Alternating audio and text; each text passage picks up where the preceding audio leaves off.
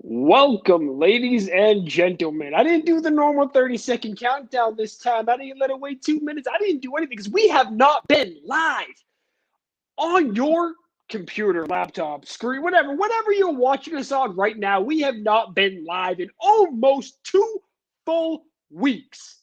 We are back. We are here. And we will be getting back to our regularly scheduled programming along with a couple of changes as of tonight. Tonight we have Inside the Ice as normal. I don't know anything about hockey. I got my two hockey guys sitting in the background listening to me babble right now. After that, we bring you Behind the Basket once again. Hunter and Elizabeth are back. We are excited to be back. We are coming to bring the fire. So, with that, I am going to introduce you to our two hockey experts for the night. We have the Canadian himself, our man Shane. There he is. Hey, Jake, what's going on? How are you, Shane? How's your night going? Good. How's yours? It's been a wild couple of weeks here at Game Changer Sports Network, so we're getting back to normal. Now, we have another person with us, and then I'm going to bounce out and let you guys talk hockey. The man, the myth, the legend, Martin Lee himself. Hey guys, what's up? What's going on, Martin? I'm pretty good. How you doing? Good. For our regular viewers, they're probably like, "What the hell? This isn't Tim." Tim is out tonight. He was unable to make it, so we got the one and only Martin filling in. Love talking hockey with Martin. We're here with you for about an hour, talking all things hockey. It's been about, as Jake said, about 2 weeks since we were able to do this. So as you probably already know, Martin, a lot has gone on in that 2 weeks in the hockey. So we're gonna get things started right now with you. We're gonna start off with some World Juniors. So, Martin, the World Juniors are back this year from Edmonton and Red Deer, Alberta, in the greatest nation on the planet, Canada. They begin on Christmas Day for the first time in about 80 years, or not 80 years, 8 years. And for the first time ever in World Juniors history, Team Canada does not play on opening day, which sucks because it's a tradition. Opening day, World Juniors. I'm from Canada. I watch Canada on the World Juniors. They will play on Boxing Day. World Juniors set to begin on December the 25th, Christmas Day. So, Martin, no bias. Do you watch the World Juniors? Yeah, if it's on TV here in the U.S., then I do because you can't get it for hockey. Yeah, exactly. And I mean, hockey's a religion up in Canada, as you know, and World Juniors start Christmas, Boxing Day. Every Boxing Day, I gather around with my family in front of the TV and we watch Team Canada play. And I'm looking forward to doing that again this year. So which country, again, no bias aside, Martin, which country has the early advantage? I'm not sure. Who's the leader here? Canada and who else? There is, I have the stats in front of me here. There is, I believe, Canada, Finland, United States, Sweden, Russia, Czech Republic, Denmark, Kazakhstan, Switzerland, and one more that I can't think of at the moment, Slovakia, I think. I think I'm going to Canada or maybe Switzerland, but I think Canada's going to win it because they got a lot. And Team Canada has Lafreniere on the team and Quinton Byfield. They of course went number 1 and 2 overall. So Alexis Lafreniere and Quinton Byfield centering the top 2 lines. They've also got Jake Sanderson on the team, who went 5th overall to the Ottawa Senators. They've got Cole Perfetti, who went 10th overall. They've got a bunch of different players. Matthew Boyce just popping up there with US.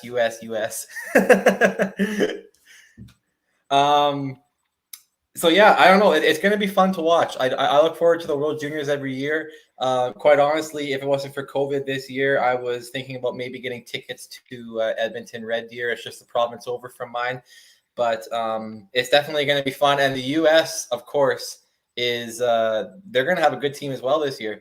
But the U.S., I just don't see them competing this year with Canada. Sweden's going to have a great team. Russia's always strong. I don't see the U.S. They haven't been as strong as they normally are in past years. Yeah, because the U.S. is not as strong as a team as Canada and Sweden are. So I don't really think they have it out. They might go on a decent run, but I don't see them going all the way this year.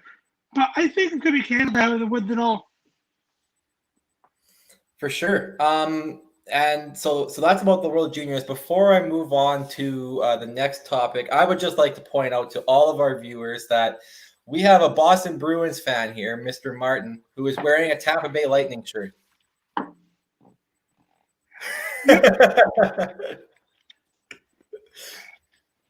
Any thoughts on that, Martin? Uh-oh, we got Jake coming up here, I think. Tampa Bay is quite possibly the biggest rival to Boston. I have so many questions right now.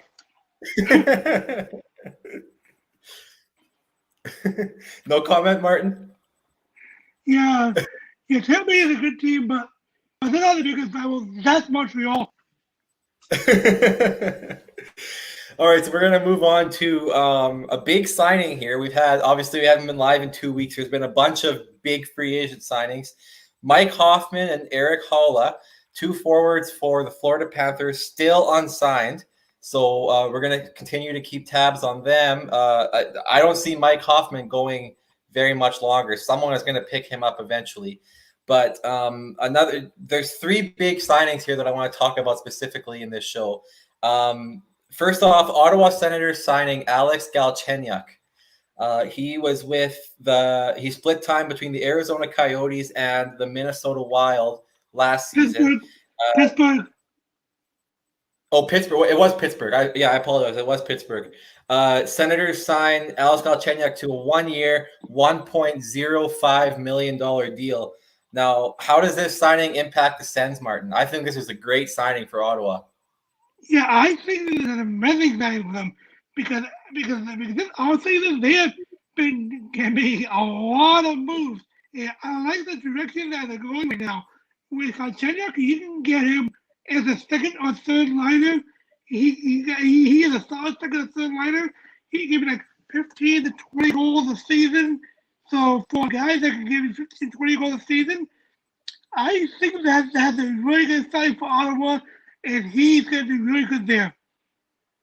Yeah, absolutely. And, Ottawa's been busy. Everyone likes to, kind of put down Pierre Dorion, the general manager, saying, I live in Canada, so I've heard people say go as far as say, Pierre Dorion is the worst GM in the league. But you cannot deny what Pierre Dorion did this offseason. He brought in Alex Galchenyuk, obviously. They've got a new starting goalie in Matt Murray. They plucked Evgeny Dadonov from Florida. Ottawa is going to be I don't think they're at the level of the Atlantic Division where the Leafs and Bruins and Lightning are, but Ottawa is going to be definitely probably a top 4 team in that division. Yeah, I can't see them going close to the spot, but I think they can actually go for a wild card spot this year. It would not surprise me if Ottawa is competing for a wild card spot because they got a talented team there. They got offense, defense. They now got an actual goalie, so the sky's the limit for them. Yeah, and Ottawa definitely they penned a letter. Pierre Dorion and staff penned a letter to Senators fans saying, we are going through a rebuild right now. It's going to take time. We don't expect us to be good this year or go far this year, but definitely with the signings that the Senators have made, they're definitely on. They're doing the rebuild right, and they're definitely on the right path for sure. Another signing I want to talk about is a huge signing here. Steve Yzerman has been absolutely busy for the Detroit Red Wings. He has been a signing, wheeling, and dealing machine here. The latest signing for the Red Wings, he signed Anthony Mantha to a 4-year, $22.8 million extension. Huge, huge, huge extension for the Detroit Red Wings. Yeah, I think that is a well-deserved extension because when he's been in Detroit, Anthony Mantha has proven that he can be a great player with him. He is great, and Detroit, I think, Detroit need to re-sign him to get him back with the core, and he is a big piece there in Detroit. I think even though they're not going to make the playoffs this year, I think they're going to make some noise with the signing. Yeah, and I mean, you look at it this way. Sorry, we're talking about. I just lost what I was talking about here. Red Wings, sorry. Steve Yzerman, a lot of people like to put him down. You know, they had Detroit Red Wings obviously had a tough year this year. They finished dead last in the league. And a lot of people say, you know, Steve Yzerman is not the answer. He's not the guy to do it in Detroit. That is a crock in my mind because you look at what the Stanley Cup winning team, Tampa Bay Lightning, Steve Yzerman built that team. Like 3/4 of the players on that team, Steve Yzerman brought in to Tampa. So, I mean, you look at how Tampa was built by Steve Yzerman. When Detroit signed him to be the general manager, again, Steve Yzerman, Detroit Red Wings legend. He played with the Detroit Red Wings, I believe, his entire career. And he is the right man behind center to get this Red Wings team back on track. And the people that he's brought in, you know, like Bobby Ryan, he brought in, he re-signed Anthony Mantha. He brought in a couple of stud defensemen there. Detroit Red Wings are going to be, you know, back to where they were a few years ago when they made 25 straight years of playoffs. Expect them to be battling for a playoff spot, not maybe this year, but in 2-3 years for sure. Look for them to be a top team in that Atlantic division. Yeah, because Detroit has an interesting team because they're not ready to go to the playoffs yet, but they got a bright future. They got a lot of great prospects and they got a lot of young, talented players on that team right now. And Stevie Yzerman is the man of the job to take Detroit to the next level. He did it with Tampa, and there's no doubt in my mind that he'll do it with Detroit. I would even go as far as to say, like, if there was an off-season GM of the Year award, like GM of the Year off-season edition, my vote would go to Steve Yzerman. Yes, same here, because he's done so much for this team this offseason to improve it. And, you know, we're talking about Steve Yzerman being the off-season GM of the Year.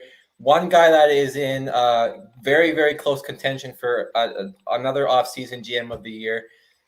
I'm not biased because about 4 or 5 weeks ago, I was the first person to jump on the Oilers' ass and say, you know, they had to get going. But Ken Holland, GM of the Edmonton Oilers, he has had an amazing offseason. Maybe they didn't quite get what they wanted on defense, but they got a stud in Tyson Barrie on the blue line.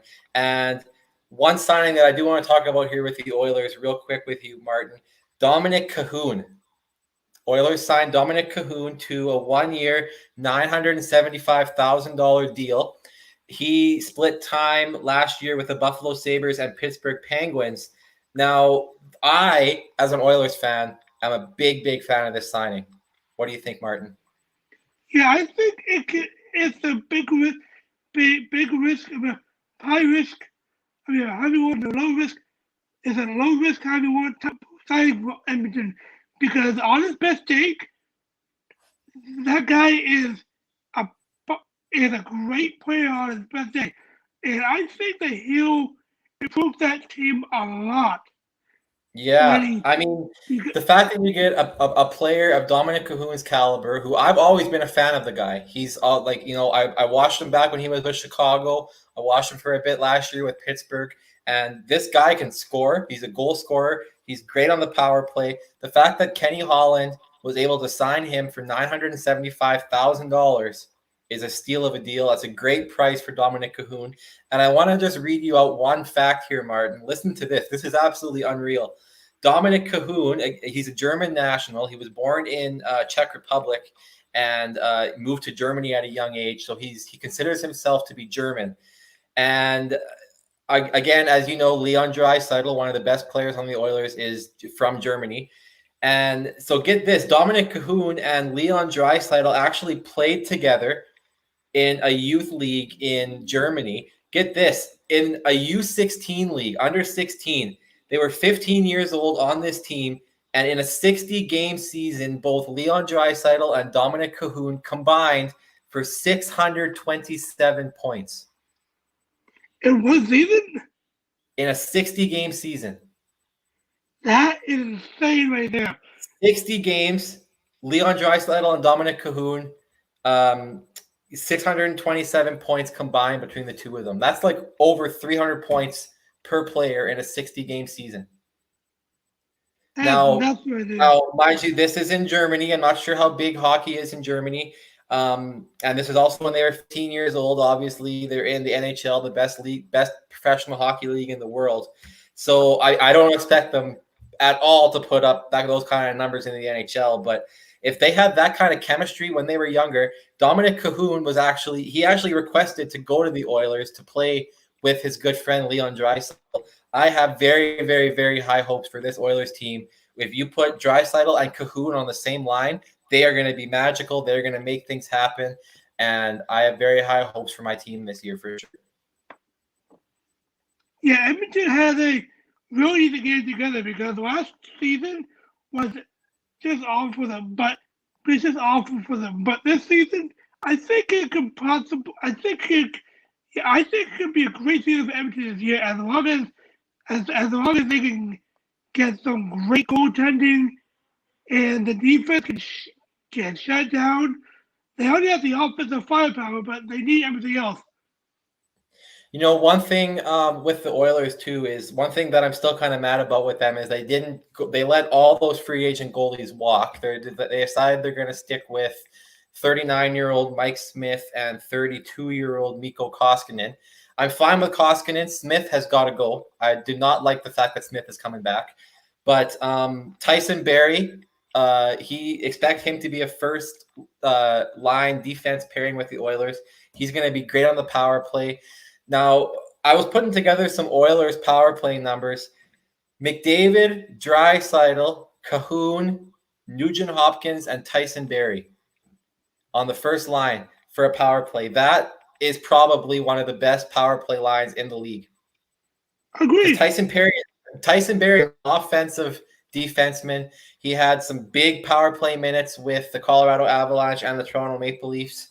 And, Tyson Barrie is a young guy. He can keep up with McDavid and Draisaitl.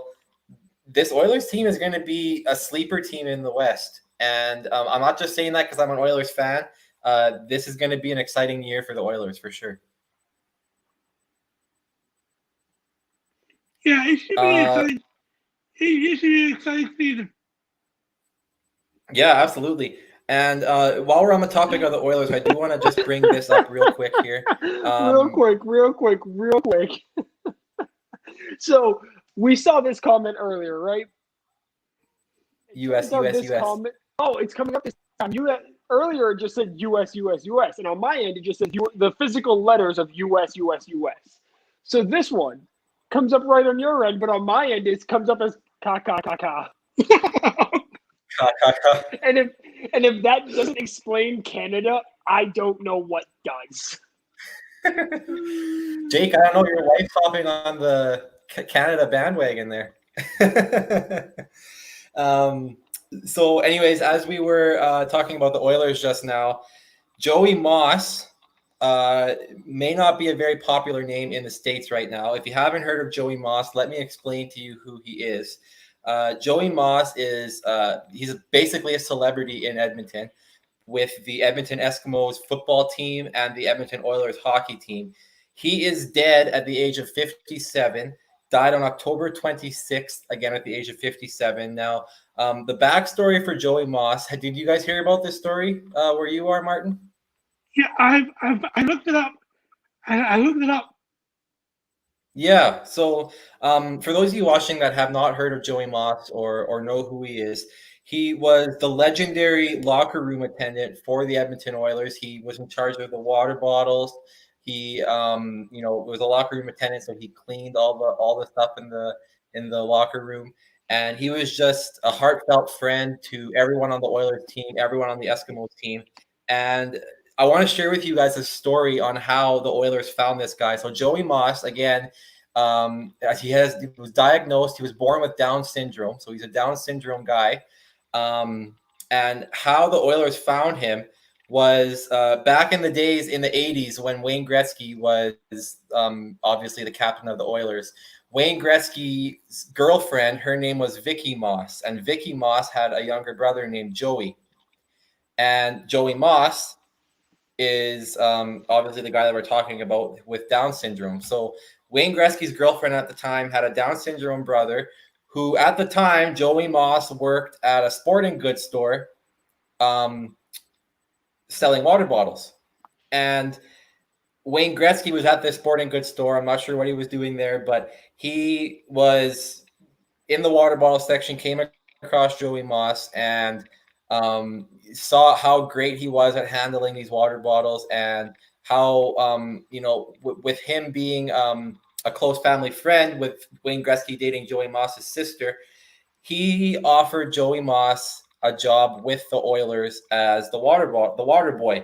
Now, Wayne Gretzky obviously spoke to the general manager at the time, Glenn Sather, who loved the idea. They brought Joey Moss in, and he was immediately an impact in the Oilers locker room. He was the water boy. He was a locker room attendant there.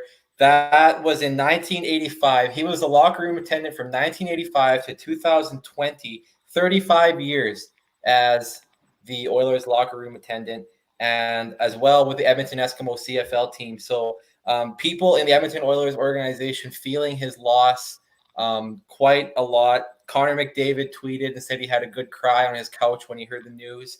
And to hear something like that, when you hear an NHL superstar like Connor McDavid crying over the loss of the locker room attendant, just shows to me how much of an impact this guy had on this team and how loved he was in the locker room.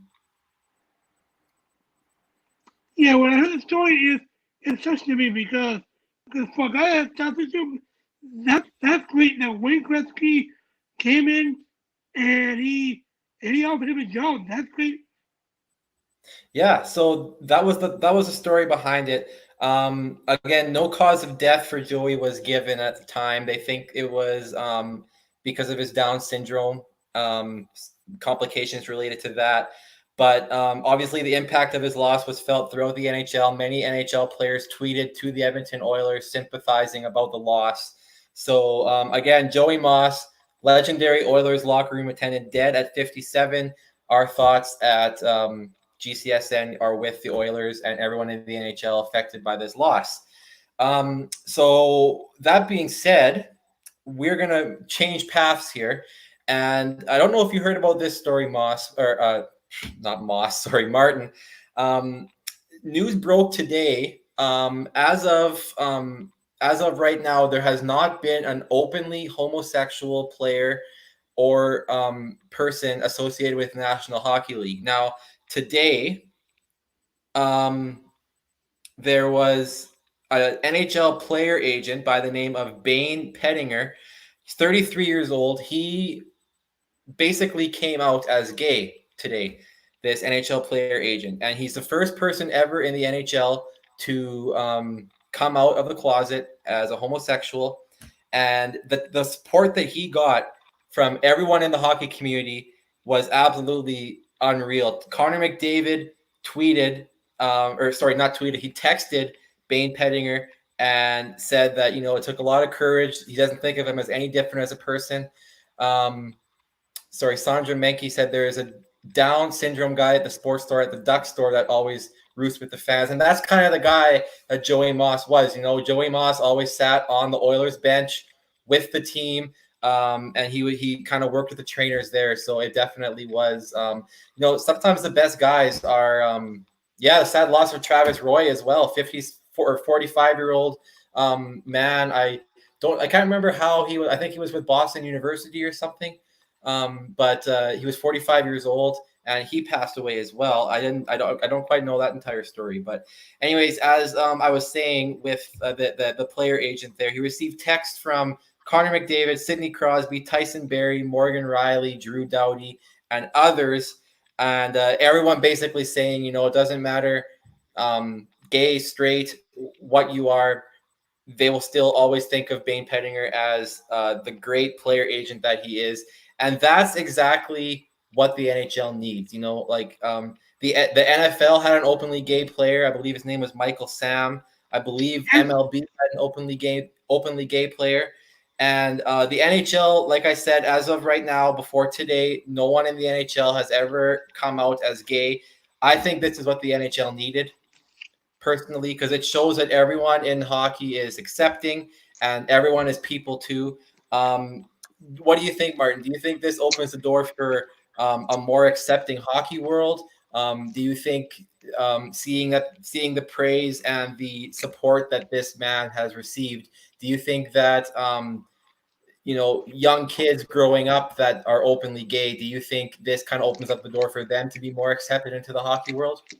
Yeah, I think this is what hockey needed because we can openly gay guy in hockey, the hockey community, they needed that. They need to be accepting, and that's what it was. They're all accepting. And the way I look at it, like, I don't know about the States, but in Canada especially, if you're a hockey player, you're seen as kind of like a quote-unquote jock. And, if you're a hockey player, you're a tough guy, you're a jock, like I said, you're kind of looked up to in that sense. But no one has ever really thought about a gay man playing hockey. And this man, with the player agent, he actually currently manages up to 15 players in the NHL. Bane Pettinger coming out as openly gay, like you said, I think is exactly what hockey needed. It shows that hockey can be as accepting as the NFL, MLB, other major sports leagues like that. And I definitely think it opens up the door for a more accepting NHL for sure. Yep. So moving on now to I want to hear your thoughts on this here, Martin. Obviously, due to COVID and everything, the NHL season, when it's going to start up, is uncertain. So with that, obviously, and the Canadian border being closed, the Canadian-U.S. border being closed to non-essential travel, the Canadian government also will not open up the border for United States-based teams to come into the country to play. So that being said, the NHL is looking into a possible all-Canadian division. Now, what are your thoughts on this, Martin? What do you think about an all-Canadian division? How do you think the NHL can kind of work with that? Yeah, I think all Canadian division, I think that would work perfectly because, as you said, the border is close to the United States right now. So, an all Canadian division, I think that makes the most sense for the AHL right now because, as you said, the border is closed and it needs to somehow find a way for 4 teams to play in Canada. And what better way to do that than to get all the Canadian teams and put them all in one division? I think it's a smart move, and I think that's the best thing the NHL needs right now. Yeah, I just saw a comment pop up on the screen there. The NHL, it looks like, Sandra, it was supposed to start December 1st. We'll get into that a little bit later. The start date is actually still undetermined. Gary Bettman came out and said that. I think the last thing I heard was they're talking about canceling the entire season now. Yeah, that's what I was going to get into later on in the show. December 1st, Gary Bettman came out and said that's not going to happen. There's no way they're going to get everything sorted out before December 1st. Now, what Jake said there, canceling the entire season is a possibility. Gary Bettman does not want to do that, if at all possible, because of the financial strain that would put on the league not playing at all. But there are other options that came in. They're looking at maybe a mid-January start. Again, they got to worry about all these kinks with the All-Canadian division and everything. But Gary Bettman said, the commissioner of the NHL said that when hockey comes back, they will play no less than 48 games. So 48 game minimum. Obviously, the full 82 game season is still the goal, but given on what time of year that the season starts, may not be a possibility because they do want to start the following season in October as normal. So when hockey comes back, if it comes back, minimum of 48 games. Obviously, they're looking at right now between 48 and 60 for the season, with playoffs ending in July sometime, which will give them a shorter off season. But anyways, Martin, with this All-Canadian division, like I said, NHL is considering it. But how do you think this would impact the league? Like, they would have to shift all the divisions over because, especially in the Pacific Division, you've got Edmonton, Calgary, and Vancouver, 3 Canadian teams in that division. So, if you have an All-Canadian division where Vancouver, Calgary, and Edmonton shift into an All-Canadian division, you'd have to kind of revamp all the divisions completely. And how do you think the NHL would go about that? Yeah, I think what NHL should do is, if they do all the Canadian divisions, whether the Pacific teams, I think they should put all the West Coast teams there because the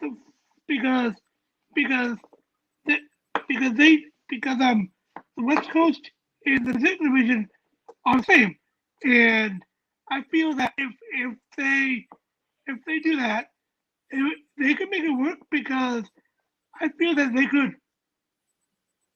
just move a couple teams, and I think you'll be fine. Yeah, for sure. Obviously, the Metropolitan Division right now, as it stands, is the only division in the NHL without any Canadian teams in it. So they have no problem keeping the Metropolitan Division together. But another division with 3 Canadian teams being the Atlantic Division, Toronto, Montreal, and Ottawa. So it's going to be interesting to see kind of how the NHL tackles that. Now, if the Canadian division were to happen, given the 7 Canadian teams, Vancouver, Calgary, Edmonton, Winnipeg, Toronto, Ottawa, Montreal, of those 7 teams, if this All-Canadian division were to happen, which one do you think would have the highest chance of winning that division? And which 3 do you think would get the top 3 to make playoffs? Of all the Canadian teams, I think Edmonton would win the division out of all of them. Oh. Yeah, because I feel like Edmonton is better than Calgary and Vancouver. And then you got Montreal and Toronto and Ottawa. And I think they could beat those guys. And Winnipeg could challenge them, but I feel that Edmonton could beat Winnipeg. And with the playoff spots, I think that will go to Edmonton, Vancouver, and I gotta say Winnipeg out of all those teams. Edmonton, Vancouver, and Winnipeg. Edmonton, Vancouver, and Winnipeg. Wow, those are interesting choices there, Martin. Now, to be honest with you, as a Canadian fan of a Canadian team, an all-Canadian division would scare the hell out of me because, in my opinion, right now, there is not one bad Canadian team. Ottawa Senators improved big time. Heather says Toronto or Edmonton. I would think Toronto is still probably the best Canadian team on paper, especially seeing as what they did this offseason. Calgary improved in net with Jacob Markstrom. Vancouver just is a season off of finishing losing in Game 7 of the second round of Stanley Cup playoffs. So, I mean, Vancouver scares me. Calgary scares me. Toronto scares me. Winnipeg, again, is a scary team when they can be. So, an all-Canadian division, this would be a dogfight, man. Like, there are so many good, like all 7 teams in the Canadian division are I mean, Montreal is kind of the one that I would expect to finish kind of last because I don't think they've done a whole lot. But other than that, those other 6 teams, like Ottawa may be finishing 6th, but those other 5 teams would be in a dogfight for first. And I would not like Edmonton's chances in an all-Canadian division for sure. That's just my thoughts on the matter there. But Toronto definitely is the best Canadian team right now, much as it pains me to say. They have a very, very talented offense. They got better on D this year. They have Freddie Anderson, who's an elite goaltender. Toronto is going to be a great team. Yeah, on paper, Toronto is a great team. And that's the thing. On paper, that's the thing. Because as we know, over the years, Toronto has these high expectations, but they never seem to get it because they always seem to choke in the playoffs. And during the regular season, they always go these up and down and up and down. So I can't really trust Toronto that much. On paper, they're amazing, but on the ice, to me, they're too inconsistent. And this opens up another good conversation for you, Martin. But Toronto Maple Leafs, obviously they have that history of losing in the first round. Now, if this were the case, given everything that Kyle Dubas did in the offseason and everyone that the Toronto Maple Leafs brought in this year in order to get past the first round, let's say fast forward to playoffs this year, Toronto loses in the first round again. What do you think needs to be done? Do you think then that would be like a management problem? Do you think the head coach needs to go? Do you think Kyle Dubas maybe needs to go? Do you think it needs to be a big trade? What do you think should happen if Toronto doesn't make it past the first round? If it doesn't make it past the first round, then Sheldon Keefe, I think, might be the first one to go. Dubas, that's tough. But one thing I think they need to do is arrange the salary cap because to me they have a lot of money tied into Austin Matthews, John Tavares, Mitch Marner, and Wayne Nylander. They got so much money tied to those, and they got literally no depth in that on that team. So if they can't make it at the first round this year, I think there's going to be some big changes coming in Toronto. Yeah, I mean, those 4 guys that you mentioned, they're $40 million tied up in cap space between those 4 players. To put that into perspective, the salary cap in the NHL currently is $81.5 million. So $40 million tied up in 4 players, that's half of the salary cap. That gives you $40 million to play with to sign upwards of 20 other guys. Yeah, that's a problem for me because I feel Toronto has so much money on. Yeah, and exactly like what Jake said there, the salary cap will be down after COVID. Exactly. COVID is, I guess, screwing everything up for professional sports leagues. Everyone is losing a crap load of money. And Gary Bettman did say the salary cap will not be increasing anytime soon. If anything, it will be decreasing. So if the salary cap were to decrease, Martin, there would be a lot of teams in jeopardy because there's a lot of teams right now in the NHL struggling with that $81.5 million salary cap. There's a lot of teams, my Oilers included, that are struggling with keeping players below that $81.5 million. So that would screw up a lot of teams financially there for sure if that were to decrease. So there's one thing I know about hockey very well, and that is this salary cap issue. So we're going to talk about this real quick. We're going to completely divert you guys, and we're going to talk about the salary cap issue that is facing not only the NHL, but all sports. But the NHL is going to be hit the hardest with this because they rely so much on their gates and their ticket sales, on their cap, not their outside sponsors like the NFL, like the NBA, like the MLB. They won't get hit as hard with this. The MLB is probably going to institute a salary cap because of COVID.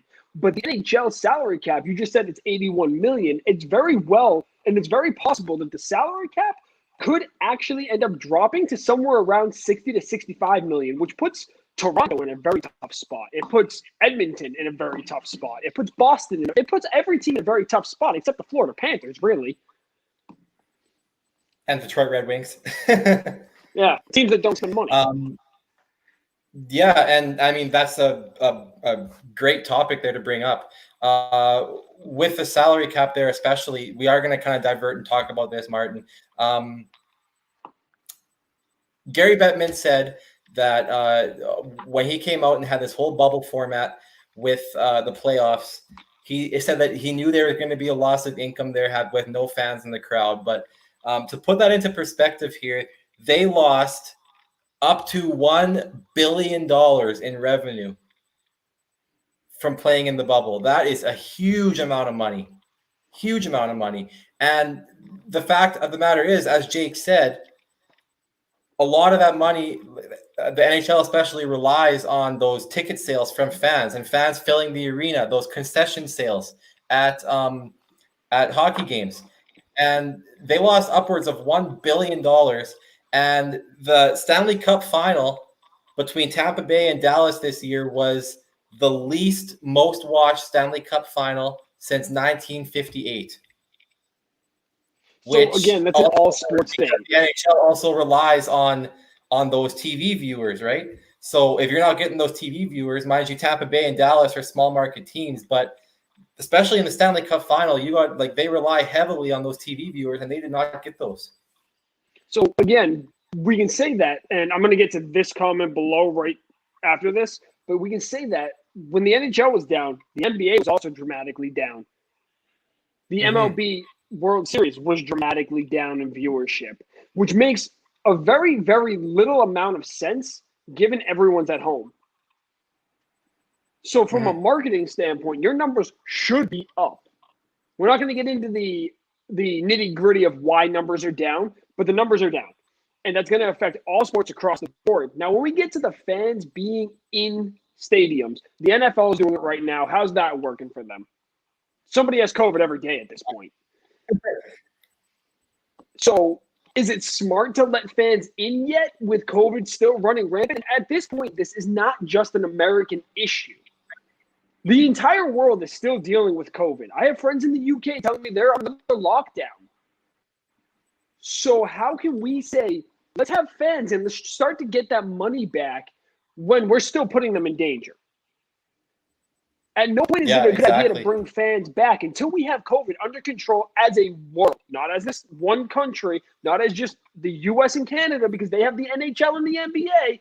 The entire world needs to get this under control before we can allow fans back in on a scale that is actually going to help them make money. Yeah, and that's just it. Exactly. Like with the fans in the building there, like you saw exactly what's going on with NFL, multiple teams shutting down their practice facilities there because of COVID. Canada right now is under a massive second wave. Like we are recording COVID numbers right now that were higher than what they were the first time COVID came around.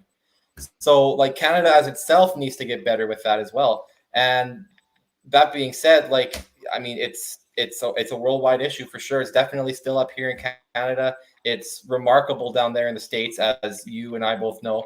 So yeah, it's definitely going to be like, I don't know. The NHL said they definitely do want to have fans in the stands because of the loss of revenue they had last season. But that's the thing. If COVID sticks around with the way it is right now until January, February, there might not be an NHL season. They can very well try to put fans in the crowd, but under all the guidelines, like places like New York, you still can't have fans in the crowd. The Giants, the Jets, and the Bills are still playing in front of nobody. So yeah, at what point do you just cut the loss and you know you're not going to make nearly enough money to sustain it? So cut the loss. And Heather, Behind the Basket's coming up next in about 15 minutes. I'm sure they're going to talk about that. I don't have any knowledge yet. I know they want to start December 22nd. That's all I know. I don't do hockey. I don't do basketball. This is a hockey show. We're going to keep to that. No offense. That came out very dickish. I didn't mean it to. I apologize. But let's let the experts on my team talk about that. NBA is December 22nd for the record. As of right now, they want to Yes. start the 22nd before Christmas. The players want to spend Christmas with their families. I get it. It is what it is.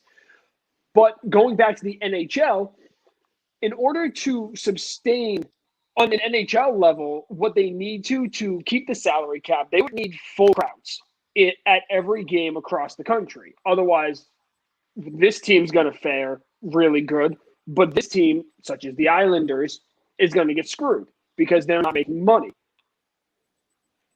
You got to weigh it out. The small market teams aren't going to do good in this already. Well, that's just it. Like teams like the Islanders, Coyotes, Panthers, those are the three main ones that stick out to me. They already don't get enough fans without COVID. I mean, they already should have relocated. Exactly. Quebec City, cough, cough. Even so, they should have taken Vegas and Seattle and just relocated teams, not expand the league. And now that Seattle expansion looks even worse because the league can't sustain it at this time. Yeah, I mean, I like what you're saying because they should have just moved teams like the Florida Panthers or the Arizona Coyotes. Those are two teams that are doing badly in fans. They would have been a lot better moving those two teams rather than getting two expansion teams. And I think you're right with Seattle. They're gonna might be getting screwed over when they get their league. I'm all for leagues expanding. I'm a huge supporter in the NFL expanding. I want more than 32 teams, but not now.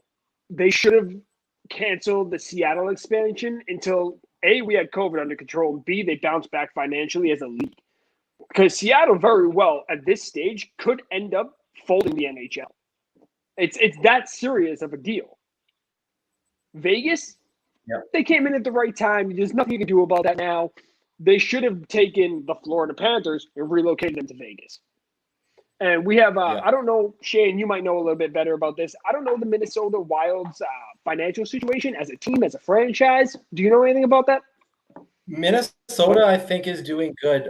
Heather, actually, that was a very good point. She just had a comment there. The Winter Classic was canceled in Minnesota. I know for a fact the Minnesota Wild were relying on that Winter Classic because not only like the NHL obviously makes money, but they were having that at Target Field, home of the Twins. And not only the NHL, but the Minnesota Wild would have made a huge income from that game as well. So now that that's canceled, it is going to be back in Minnesota, Heather. The NHL said that they are going to come back to that the next time there's a Winter Classic. It will be played in Minnesota. But not only that, the Minnesota Wild's financial situation is okay. It's not like up there with like the Maple Leafs or the Rangers or like the really, really rich teams like that. But they definitely have enough to sustain themselves. They get close to a sold-out crowd every game.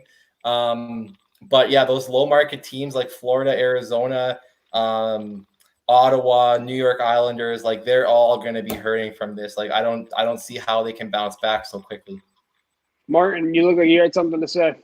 Yeah, like you said, Minnesota, they really are relying on the Winter Classic, and I think it being canceled, it hurts for them. But luckily for Minnesota, they have a good hockey fan base down there, and that's going to help them a lot.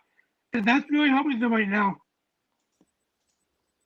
One thing that I did want to bring up, Jake, I do want to see your reaction to this. The Colorado Avalanche played their home games at Pepsi Center in Denver. Pepsi announced they were no longer going to be a sponsor of the Avalanche or of the arena, so the arena was forced to change their name. Not sure if you heard what the arena's name is. Ball Arena. All? Just all? Ball. Ball. Ball. So is that any relation to the Ball family? No, it's some kind of company. But I mean, everyone, of course, was making Balls jokes about absolutely. Yeah. So I'm gonna have to look into that company to see what their stake in this is. But it's just like recently we had the issue with FedEx Field in Washington for the NFL. And I bring things back to the NFL because I know the NFL best. I study, I watch, I know everything about the NFL. So when I bring things to the NFL, it's because I know what I'm talking about and I can compare it to what's going on here. FedEx, had they pulled out of the Washington Field, they would then go into a bidding war with new sponsors to naming rights of the field. So I'm guessing that's exactly what happened with Colorado when Pepsi pulled out. And now, is that the same place that the Utah Jazz play as well? Denver Nuggets, I think. Denver Nuggets. Yeah, sorry, Denver Nuggets. My bad. Yeah, it is the same place that the Denver Nuggets play. So that's going to be two teams that lose revenue off of this change. It's a matter of how much revenue did they lose and what's the percentage going to each team. Exactly. Yeah, I know. With the Seattle Kraken, I look like Peyton Manning. Look like Peyton Manning? Apparently, I have a big forehead. I look like Peyton Manning. I don't know what's going on. It's become an ongoing joke today. So that's a thing. It's definitely the chin hair makes you look like Peyton Manning. It definitely the chin hair. That makes so much sense. But no, it is that's just it. And I know when the Seattle Kraken came into the NHL, the team was in the middle of reaching out to different sponsors and having like a fan. The Seattle Kraken fans would vote on what the name of the arena was, and then all of a sudden Jeff Bezos came in and said, "Screw that! Amazon's buying the arena. We're naming it Climate Pledge Arena. Done deal." And money talks. Of course, yeah, and when Jeff Bezos comes in, wealthiest man in the world, nothing anyone can do about it. Yeah, he'll just keep offering money until you say yes. Yeah. So, and then like a whole bunch of people do not like the Climate Pledge Arena name. The facility, though, is absolutely beautiful. If you guys go online and you type in Climate Pledge Arena and you look at some of the projected pictures of that arena, that is the nicest arena in the league. It's such a bad stadium name. Climate Pledge Arena, yeah, it's not very good at all. Nothing like Amazon Arena or Amazon Stadium, Climate Pledge Arena. And they said that because they want to make it. At least if they had named it the Amazon Arena, it would make sense given who the main backing sponsor is. Mm-hmm. And Amazon Arena, and Climate Pledge Arena, like the reason why they named it that is because of like they want it to be the greenest arena. They want to eliminate all plastics or something by 2024. But yeah, you could have did better than Climate Pledge Arena for sure. I agree. I absolutely agree with that. Mm-hmm. But yeah, definitely the salary cap is something that the NHL is gonna, and like you said, if that salary cap dips to below 70 million, there's gonna be a lot of teams that are gonna be, I don't want to say filing bankruptcy, but a lot of teams that really gonna have to look at their team. Players are gonna have to take pay cuts.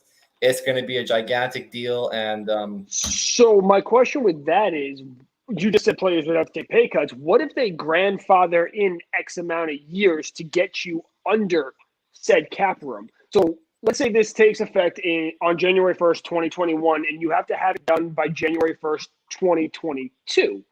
Gives you a full year to get under the cap. I think it would take more than a year for some teams, such as Tampa Bay. Absolutely.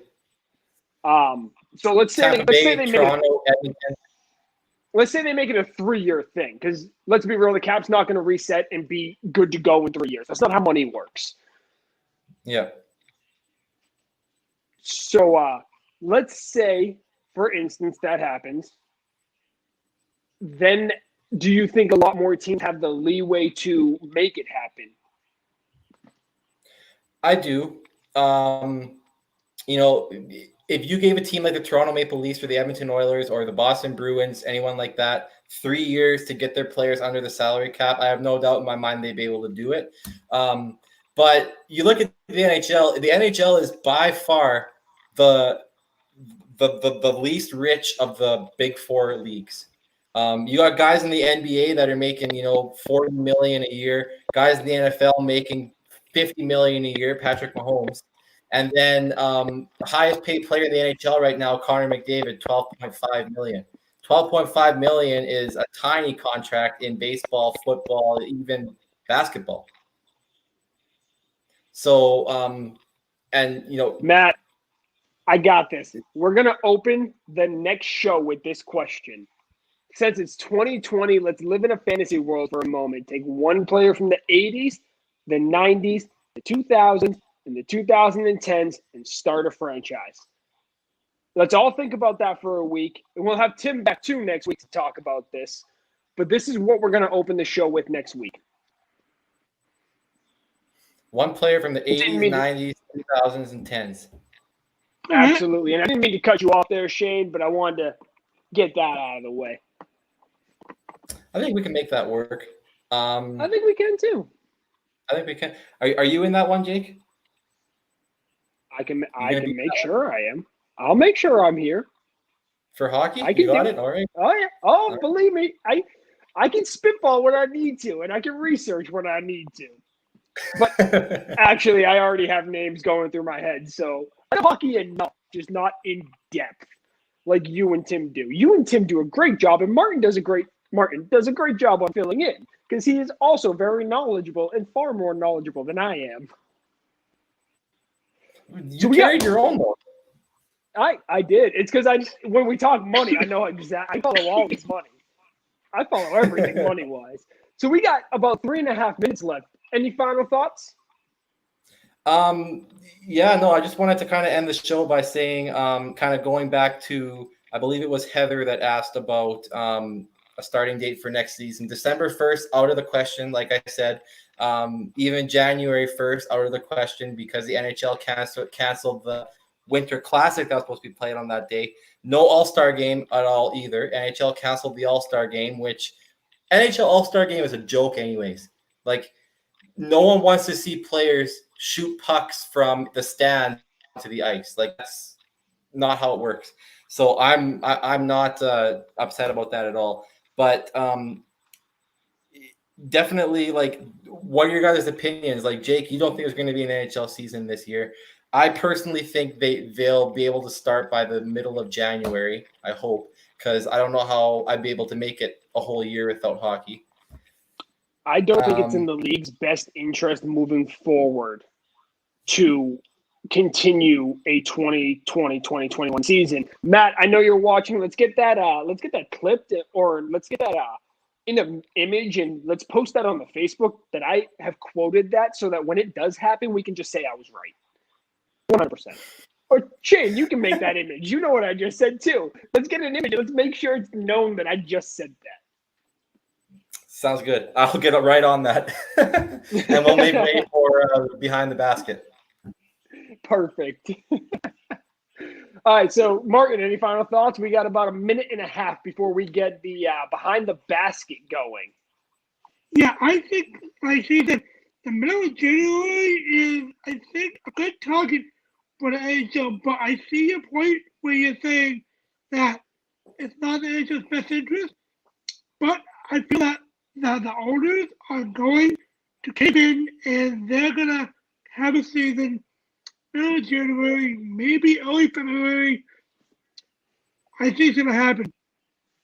All right, real quick. Yeah, she asked 3 times, and I'm sorry I kept forgetting about it. Real quick, what do you guys think about the new jerseys that are Dallas Stars jerseys are unreal. Yeah, the Dallas Stars jerseys are amazing. They look They so are good. awesome. Yeah, They look good. Are those the only jerseys that's that have been redone? That I can't think of any others that have been redone, but the Dallas Stars are amazing. I can't wait to see those on the ice. Beautiful. All right, guys, everybody, thank you so much for rejoining us for the first time in 2 weeks. We had a lot of stuff go on behind the scenes, and we're happy to be back. We'll be back every week now, and we might change some things up. We might have a little bit of fun with our new schedule. We don't have it finalized yet, but we're going to keep going. We're going to keep pushing forward. Right after this, in about, let's now go 45 seconds, we have Behind the Basket with Hunter and Elizabeth starting. Shane, Martin, thank you guys so much for leading our first show back in 2 weeks. You guys did a phenomenal job. And we will see you guys later. Have a good night, everybody.